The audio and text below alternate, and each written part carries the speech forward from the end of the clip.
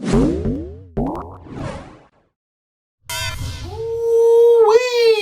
The Fantastic Four. This is the one I've been dreading. This is the one I've been worried about because I know what Marvel's going to do. I know what the new woke version of Kevin Feige is going to do. He is going to cast Reed Richards as a black person, or Johnny Storm black, or Sue Storm black, or Ben Grimm black. And they'll keep Ben Grimm white because Ben Grimm is going to be... because it's going to be like the rock form for like majority of the film and future films to come. So they'll be like, we can't make Ben Grimm black because then we can't show off his black skin and show off that he's a black man. You know, like, so they don't need to race change the Fantastic Four. Let's have these guys be classic. These are another set of iconic characters. They tried it before already, you know, Josh Trank's Fantastic Four. They tried to make, you know, Johnny Storm black with Michael B. Jordan. Didn't work out. Johnny Storm played an actual black character called Killmonger, worked out brilliantly. Now, don't change the races. Make them the classic Fantastic Four. As classic, make them Jack Kirby's Fantastic Four if you can.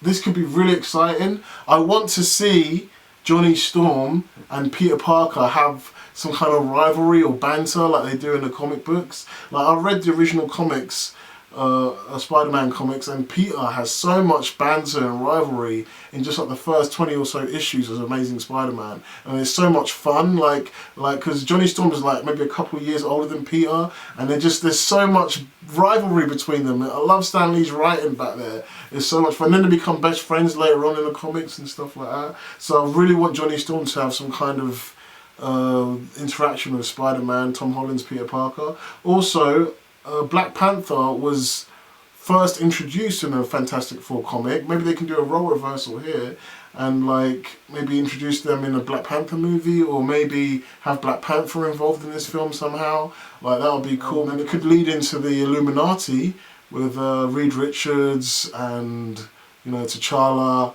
and Doctor Strange. It's a shame we're missing Tony Stark because he's not going to be in the Illuminati even though he was in the original version of the comics, because he's dead now, unless they bring him back, but I don't think that's going to happen.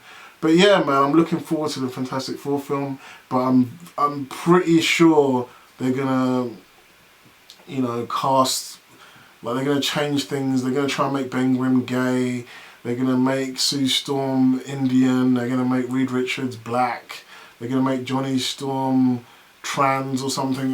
They don't just make the Fantastic... a little bit of me thinks Feige might just be like, fuck it, we're going to stick to the classic. Because, you know, he's a comic nerd at heart. I think he likes the Fantastic Four, and I feel like he wants to do them right. So I'm hoping, you know, that they get treated well, and we get the OG Fantastic Four guys, and we can have other, you know, representation and people of colour and whatever else in other movies, you know, like Shang-Chi and the Eternals even, and so many other characters can be people of colour. Let's make the Fantastic Four classic, you know, like Spider-Man, everything else. I want to see that. I want to see them, you know, how they're supposed to look for once. Like, even Chris Evans, who was a cool Johnny Storm, just didn't feel like the blonde, swifty-haired Johnny Storm. You know, I want to see the proper Reed Richards and Sue Storm. I want them to feel like kind of the classic 60s vibe, you know. There's a very campy, sci-fi, cosmic 60s vibe about the Fantastic Four. I'd love to see the Jack Kirby Fantastic Four come to life, you know.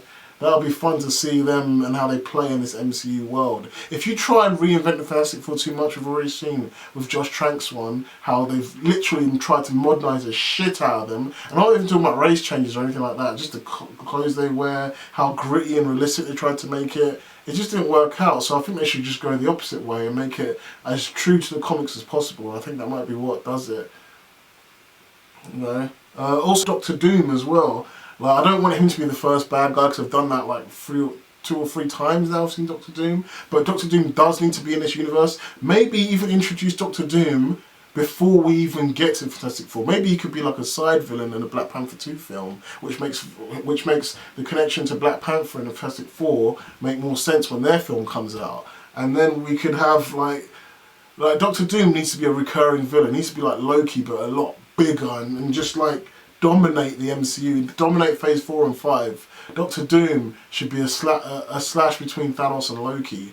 Doctor Doom needs to make his presence felt. There's one clip of the Earth's Mightiest Heroes, probably the greatest Avengers cartoon ever made, and Doctor Doom is kicking the Avengers and Fantastic Four's ass on his own, just fucking murking them. They haven't made that Doctor Doom yet, the boss Doctor Doom. I'm waiting for that, so that's going to be fun to check out. But yeah, that's my thoughts on Fantastic Four and Phase 5. Hopefully they do it justice.